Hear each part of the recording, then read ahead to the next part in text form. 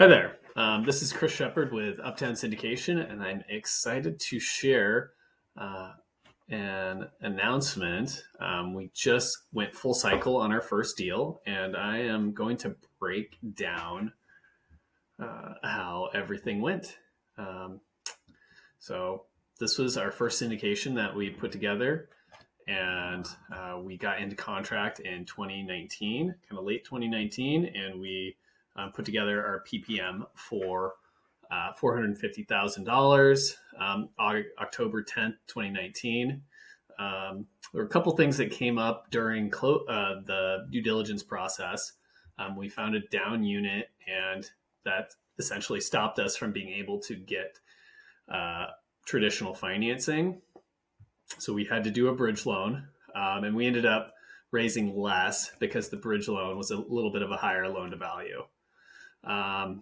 We bought the property for $1.315 million, and we closed January 2020, and we just sold on August 29th, 2025. And we sold that deal for roughly $2 million. So we created about $685,000 in value, and we raised $400,000 for the property. We did end up getting this for slightly less because of the $63,000 credit. And all in all, we invested roughly $150,000 improving the property. And yeah, I want to break down the numbers. So here is the pro forma, kind of how we came up with our value add and what we projected. So originally rents were $10,720, and then once we came up with, we'd be able to come up with these rent premiums for the property. And so we pretty quickly were able to achieve this $13,000 a month rent. And so looking at the profit and loss, let's actually kind of look at what our exit projections were as well.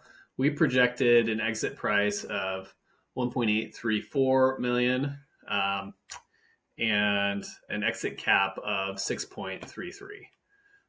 We actually exited slightly lower than that with cap rate and then a higher exit price. So that's great news. Looking at stabilized numbers, this is just our 12,860 times 12 with 5% less 5% vacancy.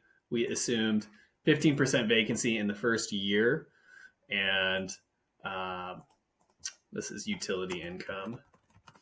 And we assumed $137,000 in gross income first year and $54,000 in expenses and $87,000.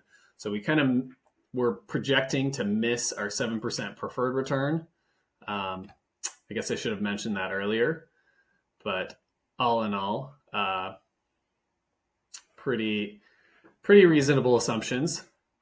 And so looking through these, nice jump between year one and year two while the project's being stabilized, up to an 8.6% cash flow. And looking at this, the assumption for our loan, the loan ended up looking completely different.